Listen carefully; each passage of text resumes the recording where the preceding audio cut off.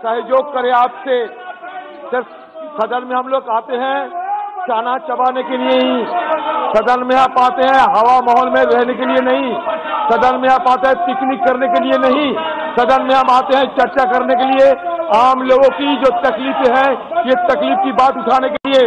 लेकिन इसमें सरकार की अपना फर्ज बनते हैं। सरकार अगर ना चाहे तो हम क्या करें? कल सर हम चाहते थे कि किसी कानून पे चर्चा हो, एमएसपी पे चर्चा हो, लेकिन ये सरकार ने नहीं करने दिया। तो दोस्त तो हमारे नहीं है, तो सरकार की है सर। आइटम नंबर 3 ये बात आपको सोचना चाहिए सर, और सरकार को इसी दिशा में निर्देश देना चाहिए। पर मेरे नाम के सम्मुख लिखित दस्तावेज sir, we want that all discussion should take place, parliament should run, all discussion should take place. But sir, there are some points, there are sometimes some points comes for discussion. Now we wanted to discuss the issue yesterday. Here, but it has been, sir, it has been said that मैं अध्यक्ष महोदय मैं इसको रख चुका हूँ। Item number 4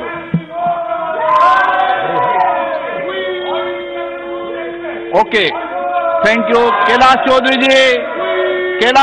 जी, क्या मंत्री जी? अध्यक्ष महोदय,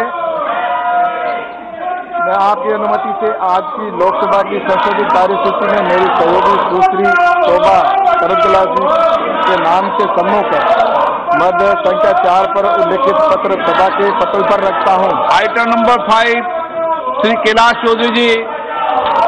अध्यक्ष महोदय जी, आपकी अनुमति से मैं आज की लोकसभा की संशोधित कार्यसूची में मेरे नाम के सम्मुख मद संख्या 5 पर उल्लेखित पत्र सभा के पटल पर रखता हूं। Item number 6 Shri Nityanand Rai ji.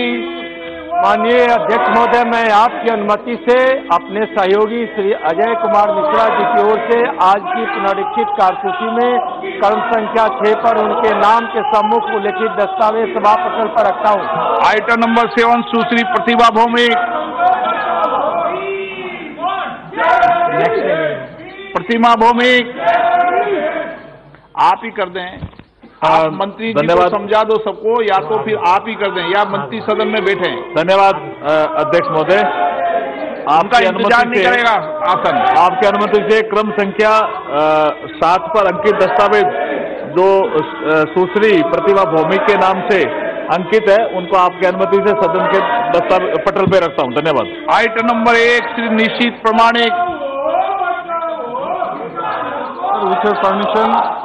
Sir, with your permission, I rise to lay on the table of House the papers mentioned against my name at serial number 8 of today's revised list of business. Item number 9, my Sachiv. Sir, I have to report that Rajya Sabha at its sitting held on 29th November 2021 agreed without any amendment to the Farm Law Repeal Bill 2021 as passed by Lok Sabha. Item number 10, Mahasachiv.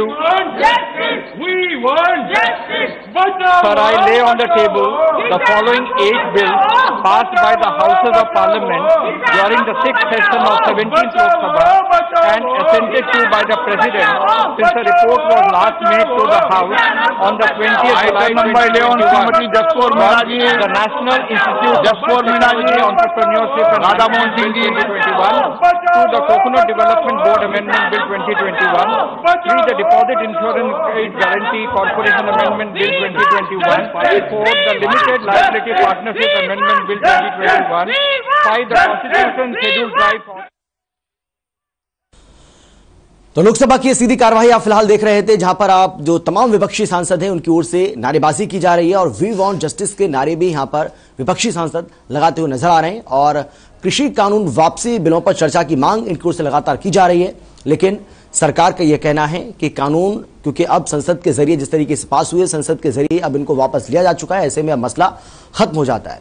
आगे बढ़ते हैं और बात करेंगे चंडीगढ़ की, जहां से खबर यह आ रही है कि कृषि क्षेत्र में विकास के लिए हरियाणा सरकार की तरफ से एक ऐतिहासिक फैसला लिया गया है। आपको बता दें कि खेती यानी कि कृषि क्षेत्र निवेशकों और किसान उत्पादकों के बीच एमओयू साइन हुआ है और ये एमओयू मुख्यमंत्री मनोहर लाल की मौजूदगी में साइन हुआ है। इस बीच कृषि मंत्री जेपी दलाल भी इस दौरान मौजूद रहे। सीएम मनोहर लाल का बयान भी सामने आया, जहां सीएम ने कहा है कि हमारा फोकस हमेशा कृषि पर रहा। एफपीओ का कॉन्सेप्ट छोटे किसानों के लिए फायदेमंद है।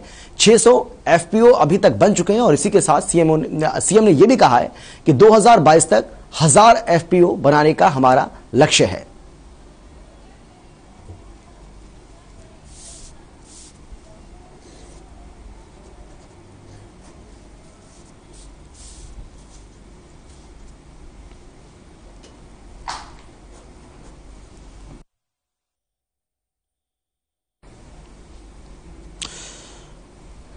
तो आपको बता दें कि कृषि क्षेत्र के लिए एमओयू साइन हुआ है। आपको बता दें कि निवेशकों और किसान उत्पादकों के बीच ये एमओयू साइन हुआ है, जिसमें मुख्यमंत्री मनोहर लाल मौजूद रहे और इसके साथ ही कृषि मंत्री जेपी दलाल भी इस वक्त मौजूद रहे हैं।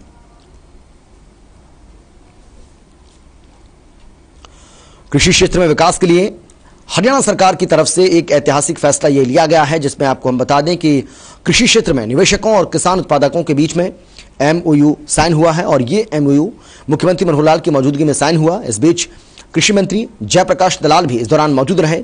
सीएम मनोहर लाल का बयान भी सामने आया, जिसमें उन्होंने कहा कि हमारा फोकस हमेशा से कृषि पर रहा है। एफपीओ का जो कॉन्सेप्ट है वो छोटे किसानों के लिए बहुत ज्यादा फायदेमंद है। 600 एफपीओ अभी तक बन चुके हैं और इसी के साथ सीएम ने यह भी कहा है कि 2022 तक 1000 एफपीओ बनाने का लक्ष्य हमने रखा है। पर फोकस चाहे हमारी हरियाणा सरकार हो चाहे केंद्र सरकार हो, प्रधानमंत्री जी ने कहा कि किसानों की आय डबल करनी है, तो उसमें जितने भी नए ऐसे आयाम हैं जिससे किसी की आय बढ़ सकती है वो लागू कर रहे हैं। उसी में एक ये जो कंसेप्ट एफपीओ का बना है, फार्मर्स प्रोड्यूसर्स ऑर्गेनाइजेशन, ताकि एक छोटा किसान अपनी चीज को पैदा तो कर सकता है, लेकिन पैदा करने के बाद उसकी ठीक से प्रोसेसिंग, उसकी बिक्री, मार्केटिंग, इसमें छोटे किसान को करना बहुत कठिन है। और चलिए खबरों में आगे बढ़ेंगे कि उससे पहले एक बड़ी खबर आपको बता दें। चंडीगढ़ से इस वक्त की बड़ी जानकारी आपको हम दे रहे हैं और पंजाब हरियाणा हाईकोर्ट का एक बड़ा फैसला सामने आया है। पंजाब हरियाणा हाईकोर्ट का एक बड़ा फैसला और इसको लेकर ये बड़ी जानकारी आपको हम दे रहे हैं। निजी स्कूलों को लेकर फैसला आया है। छात्रों को परीक्षा देने से नहीं रोक सकते हैं, फीस नहीं दी है तब भी छात्र परीक्षा देंगे। ये पंजाब हरियाणा हाईकोर्ट की ओर से एक बड़ा फैसला, एक बड़ा आदेश आया है। बड़ी जानकारी आपको हम दे रहे हैं, बड़ी खबर आपको बता रहे हैं। एक बार फिर से आपको बता दें, पंजाब हरियाणा हाईकोर्ट की ओर से एक बड़ा फैसला सुनाया गया है, जिसमें कहा गया है हाईकोर्ट ने हरियाणा सरकार को भी इस बाबत निर्देश जारी किया है। पंजाब हरियाणा हाईकोर्ट का यह बड़ा फैसला, निजी स्कूलों को लेकर यह फैसला सुनाया है। छात्रों को परीक्षा देने से नहीं रोक सकते हैं, फीस नहीं दी है तब भी छात्र परीक्षा देंगे, उनको इसका अधिकार है, ये कहा है हाईकोर्ट ने। आपको बता दें कि जिस तरीके से कोरोना काल के दौरान बहुत सारे ऐसे अभिभावक हैं, ऐसे पेरेंट्स हैं जो अपने बच्चों की फीस नहीं भर पाए और उसे लेकर हमने देखा, कल ही ये खबर सामने आई थी हरियाणा के कई इलाकों से, कई जगह से, जहां पर छात्र अपनी परीक्षा देने के लिए पहुंचे थे, लेकिन उनको गेट के अंदर एंट्री नहीं दी गई क्योंकि उनका ये कहना था कि आपने फीस जमा नहीं की है। अब क्योंकि ये मामला अदालत में पहुंच चुका है, कोर्ट में ये मामला पहुंच चुका है और पंजाब हरियाणा हाईकोर्ट का इस पूरे मसले को लेकर एक बड़ा फैसला आया है, जिसमें पंजाब हरियाणा हाईकोर्ट की ओर से साफ कहा गया है कि अगर किसी छात्र या छात्रा के अभिभावक ने फीस जमा नहीं की है, क्योंकि कोरोना काल था, मजबूरी हो सकती है और इस वजह से अगर आप किसी छात्र छात्रा को एग्जाम देने से रोकते हैं, परीक्षा देने से रोकते हैं, तो ये बिल्कुल भी ठीक नहीं है। आप ऐसा नहीं कर सकते हैं। अगर किसी भी अभिभावक ने फीस जमा नहीं करी है तो आप उनके बच्चों को परीक्षा देने से नहीं रोक सकते हैं। तो ये अपने आप में एक बड़ा फैसला पंजाब हरियाणा हाईकोर्ट की ओर से सुनाया गया। फीस नहीं दी है तब भी छात्र छात्राओं को परीक्षा देने का अधिकार है, ये कहा गया है हाईकोर्ट की ओर से। तो अपने आप में यह बहुत बड़ा फैसला, अपने आप में यह बहुत बड़ी खबर और उन अभिभावकों के लिए ये बहुत बड़ी राहत की खबर है जो अभिभावक इस बात को लेकर चिंतित थे कि उनके बच्चों का क्या होगा, उनके बच्चों के भविष्य का क्या होगा, क्योंकि जिस तरीके से कुछ स्कूलों ने छात्र छात्राओं को परीक्षा देने से रोका था, इसको लेकर बहुत सारे सवाल खड़े होने लगे थे। विकेश हमारे साथ जुड़ गए ज्यादा जानकारी के साथ, चंडीगढ़ से हमारे संवाददाता। विकेश, बताइए, दीजिए पूरी जानकारी, क्या कुछ कहा गया है इस फैसले को सुनाते वक्त पंजाब हरियाणा हाईकोर्ट की तरफ से? बिल्कुल, मैं आपको बताना चाहूंगा, पंजाब और हरियाणा हाई कोर्ट ने हरियाणा सरकार को यह सुनिश्चित करने के का आदेश दिया है कि स्कूल शुल्क का भुगतान न करने के कारण निजी स्कूलों द्वारा छात्रों को परीक्षा देने से रोका नहीं जाए। और यह आदेश छात्र के माता पिता कल्याण समूह कैथल की याचिका पर आया था, जिसमें आरोप लगाया था आगामी परीक्षा के लिए डेट शीट जारी कर दी गई है, परंतु उनके बच्चों को परीक्षा देने की अनुमति नहीं दी जा रही है। जी विकेश, ये जो अदालत का जो फैसला है अपने आप में बहुत बड़ा फैसला, और उन अभिभावकों के लिए ये एक बड़ी राहत की खबर जो अपने बच्चों के भविष्य को लेकर बहुत ज्यादा चिंतित नजर आ रहे थे। बिल्कुल, न्यायमूर्ति सुधीर मित्तल की पीठ ने राज्य के वकील इस मुद्दे पर निर्देश प्राप्त करने के लिए कहा है। चलिए, अगर बहुत शुक्रिया आपका विकेश, इस तमाम जानकारी के लिए, तमाम बातचीत के लिए आपका बहुत धन्यवाद। तो ये बड़ा फैसला पंजाब हरियाणा हाईकोर्ट की ओर से जो सुनाया गया है, जो फैसला सुनाया गया है, ये आपको हम बता रहे हैं। निजी स्कूलों को लेकर यह बड़ा फैसला सुनाया गया है। और चलिए अब कैथल से एक बड़ी खबर आपको हम बता देते हैं। कैथल से इस वक्त की जो बड़ी जानकारी आपको हम दे रहे हैं वो भी बहुत ज्यादा महत्वपूर्ण खबर है। कैथल से ये जो बड़ी जानकारी आपको हम दे रहे हैं वो मतदान को लेकर आ रहा है। बार एसोसिएशन के मतदान को लेकर ये बड़ी जानकारी निकलकर सामने आ रही है। इस वक्त की ये एक और बड़ी खबर कैथल से आपको हम बता रहे हैं। बार एसोसिएशन का चुनाव शेड्यूल जारी कर दिया गया है। 17 दिसंबर को मतदान होगा और 1 दिसंबर को नामांकन होगा। इसके साथ ही 1072 सदस्य मतदान करेंगे। रमेश सरदाना को बनाया गया है चुनाव अधिकारी। ये बड़ी जानकारी आपको हम दे रहे हैं कैथल से। कैथल बार एसोसिएशन का चुनाव शेड्यूल जारी कर दिया गया है। 17 दिसंबर को यहां पर मतदान होगा, 1 दिसंबर को नामांकन होगा और इसके साथ ही 1072 सदस्य ऐसे हैं जो इसमें मतदान कर सकते हैं। रमेश सरदाना को चुनाव अधिकारी नियुक्त किया गया है। तो ये एक और बड़ी जानकारी लगातार आपको हम दे रहे हैं जो कि कैथल से आ रही है। बार एसोसिएशन के चुनाव को लेकर ये बड़ी जानकारी। 17 दिसंबर को यहां पर मतदान होगा, 1 दिसंबर को नामांकन होगा। 1072 सदस्य ऐसे हैं जो अपने मताधिकार का इस्तेमाल करेंगे। और इसके साथ ही आपको बता दें कि 17 दिसंबर को मतदान होगा। ये बड़ी जानकारी कैथल से लगातार आपको हम दे रहे हैं। 1 दिसंबर को नामांकन किया जाएगा और 1072 सदस्य अपने मत का प्रयोग करेंगे। रमेश सरदाना को इसके लिए बाकायदा चुनाव अधिकारी नियुक्त किया गया है।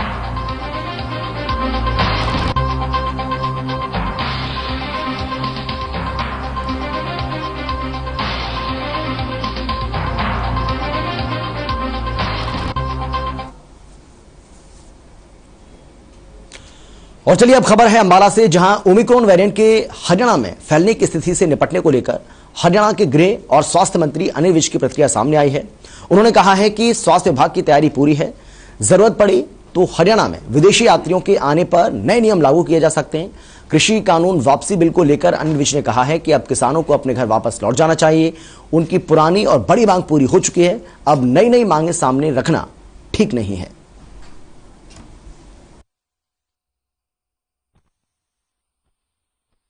जब ये किसान आंदोलन आरंभ हुआ था तो वर्ष भर इन्होंने एक ही बात कही थी कि 3 कानून वापस हो जाएं तो हम अपने घरों को चले जाएंगे। और प्रजातंत्र का बहुत ही स्वस्थ नमूना पेश करते हुए प्रधानमंत्री जी ने इन 3 कानूनों को वापस कर दिया।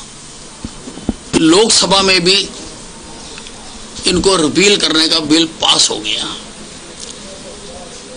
अब कोई वजह नहीं रह जाती कि ये अन्य नई नई मांगों को लेकर आंदोलन को जारी रखें। जो इनकी अन्य मांगे हैं उसके लिए भी कृषि मंत्री नरेंद्र तोमर जी ने एक कमेटी बनाने के लिए कह दिया है। तो इनको उस पर विश्वास करना चाहिए और इस आंदोलन को वापस लेना चाहिए। भिवानी स्वास्थ्य विभाग ने कोरोना के नए वेरिएंट ओमिक्रॉन से लड़ने के लिए कमर कस ली है। स्वास्थ्य विभाग का कहना है कि अगर विदेश से कोई भी आता है तो उसकी सैंपलिंग की जाएगी और सीएमओ के अनुसार जिले के हॉस्पिटल के साथ ही सभी सीएचसी में मरीजों के लिए ऑक्सीजन पूरी मात्रा में उपलब्ध है। साथ ही मरीज के लिए दवाई और बेड के इंतजाम किए गए हैं। विभाग भिवानी की काफी तैयारी है। हमने सभी मेडिकल और पैरामेडिकल की ट्रेनिंग कर दी है। हमारे पास इंफ्रास्ट्रक्चर सफिशिएंट है। ऑक्सीजन प्लांट हमारा कमीशन हो चुका है और जितने भी हमारी बेड हैं सिविल अस्पताल में और सीएचसी पे सभी को ऑक्सीजन उपलब्ध करवा रखी है। हमारे पास सफिशिएंट अमाउंट में मेडिसिन है, पीपी किट है और बेड अवेलेबल है। जींद में रोडवेज कंडक्टरों की कमी के चलते 15 गांव के रूट प्रभावित हो गए। कंडक्टरों की कमी के चलते माफ कीजिएगा, यहां यात्रियों और विद्यार्थियों को मुसीबतों का सामना करना पड़ रहा है। आपको बता दें कि जींद जिले में 200 बसें हैं, जिनमें से 156 बसें चल रही हैं। वहीं 280 ड्राइवर और 235 कंडक्टर हैं। कंडक्टरों की कमी के चलते डिपो को लाखों रुपए का नुकसान भी हो रहा है।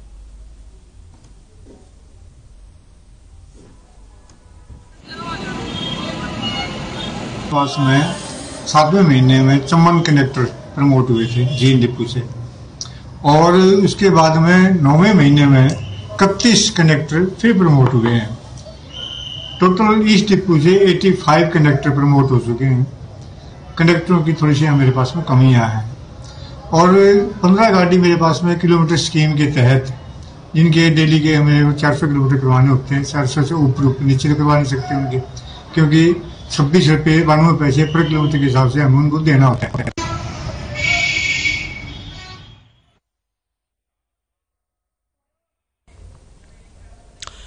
यमुनानगर में प्रधानमंत्री फसल बीमा योजना वैन रवाना हुई।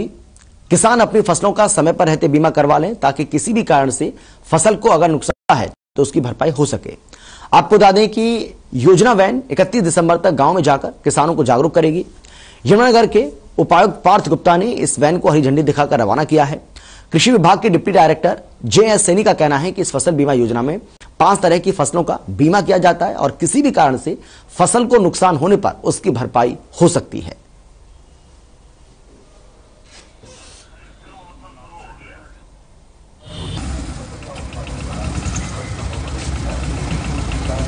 प्रधानमंत्री फसल बीमा योजना है, प्रधानमंत्री जी की बहुत महत्वाकांक्षी योजना है। जो किसान किसी वजह से फसल खराब हो जाती थी, उसको लेके भरपाई के लिए किसानों को, ताकि इधर उधर ना भटकना पड़े, तो एक नॉमिनल सा प्रीमियम देके उनकी फसल बीमित हो जाती है। अब हरियाणा में यदि बात करें तो 3 जोन में बांटा हुआ है हरियाणा में, और हमारा जो जिला यमुनानगर है वो बजाज अलायंस के अंतर्गत आता है। रबी फसलों की बात करें तो 5 रबी फसलें हैं, गेहूँ, जौ, चना और सरसों। इसके अलावा सूरजमुखी की फसल है जो बीमित होती है। ये जो हमारे कृषि विभाग है उसके द्वारा प्रधानमंत्री फसल बीमा योजना जो है उसके स्कीम के बारे में जागरूकता कराने के लिए ये वैन जो लॉन्च की गई। ये जो है अगले 1 महीने तक 31 दिसंबर तक ये यमुनानगर जिले में चक्कर लगाएगी और जो हमारे किसान साथी हैं उनको अपनी फसल का बीमा, जो प्रधानमंत्री फसल बीमा योजना के अंतर्गत रजिस्टर कराने के लिए जागरूक करेंगे। नमस्कार, हमारे सभी किसान भाई बहनों का हम बजाज पिछले रबी मौसम में अपनी फसल का बीमा कराया था।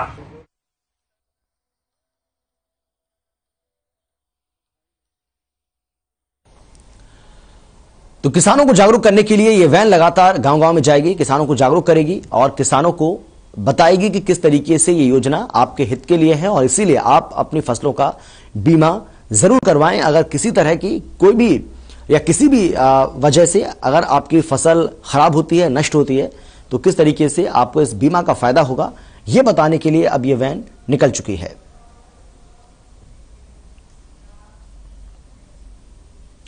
गुरुग्राम साइबर सिटी कहे जाने वाले शहर में 16 जनवरी से ही टीकाकरण की बड़ी तेजी से शुरुआत की गई और गुरुग्राम में ही नहीं बल्कि पूरे देश भर में वैक्सीन लगवाने को लेकर नंबर 1 पर रहा। Door to door first dose vaccine की बात भी की गई। स्वास्थ्य विभाग अपनी 25% के करीब 22.5 लाख लोगों को टीकाकरण कर चुका है। सेकेंड डोज में 87% के करीब लग चुकी हैं।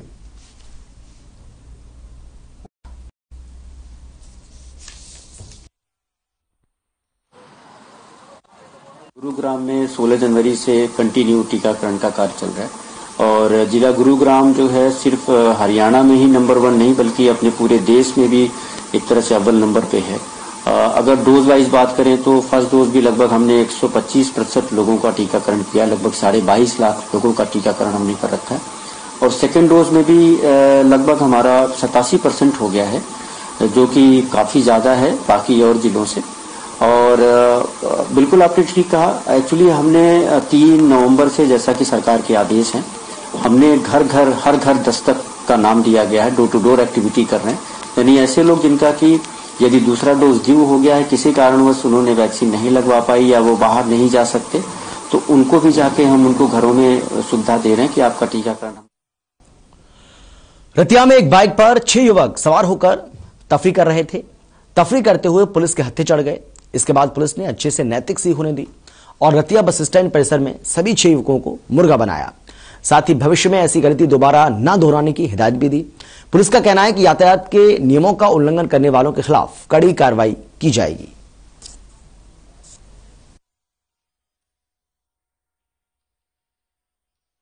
रतिया बस स्टैंड पर 1000-1200 लड़की आती है, गर्ल कॉलेज जाती है। इसमें कुछ शरारती अंसर आते हैं जो अल्लाह रौला पौन देने और रौला पौन करके एसएसओ सिटी को दरखास्त दी है 8 से 10 और 12 से 3 जहां पुलिस मौजूद है। टेंट के जो इंचार्ज है इन्होंने लिखित रूप में भी रतिया इन लिखित रूप में भी दिया भी यहाँ शरारती बच्चे आते हैं। जब लड़कियां आती है, हजारों की तादाद में लड़कियां आती है कॉलेज वाली, उस टाइम शरारती बच्चे भी आती हैं। तो उनको रोकने के लिए इन्होंने अपने एसएचओ सिटी को लिखित में दिया है भी यहाँ फोर्स होनी चाहिए 8 से 10 और 12 से 3 बजे तक। तो हम खास करके जहाँ लड़कियों की भीड़ होती है, लेडीज वगैरह बच्चों की, वहाँ हम ड्यूटी करते हैं। दुर्गा शक्ति रतिया है ये। यमुनानगर में एम्बुलेंस तो पर्याप्त मात्रा में है, लेकिन उन्हें चलाने के लिए चालक नहीं है। दिन में एम्बुलेंस चालकों की हालांकि कोई कमी नहीं रहती है, लेकिन रात के समय एम्बुलेंस उपलब्ध नहीं हो पा रही है क्योंकि रात के समय बहुत कम चालक मौजूद रहते हैं। यमुनानगर में इस समय 10 एम्बुलेंस ऐसी हैं जिनके लिए 30 एम्बुलेंस चालकों की जरूरत है। जिला चिकित्सा अधिकारी डॉक्टर विजय दहिया का कहना है कि 30 खाली पदों के लिए विभाग को लिख दिया गया है। उम्मीद है कि जल्द ही अनुमति मिल जाएगी, जिसके बाद 24 घंटे एम्बुलेंस उपलब्ध करवा सकेंगे।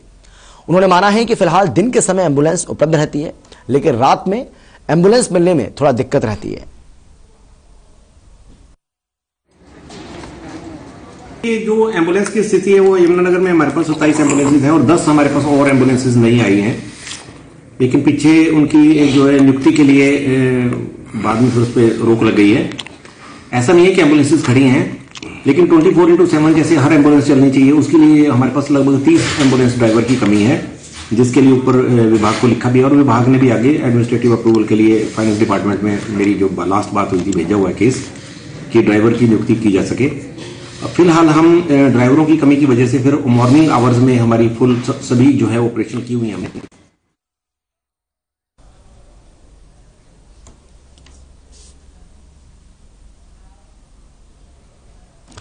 और इसी के साथ इस बुलेटिन में फिलहाल इतना ही। छोटे से ब्रेक के बाद फौरन लौट रहे हैं। आप देखते रहिए हर खबर हरियाणा।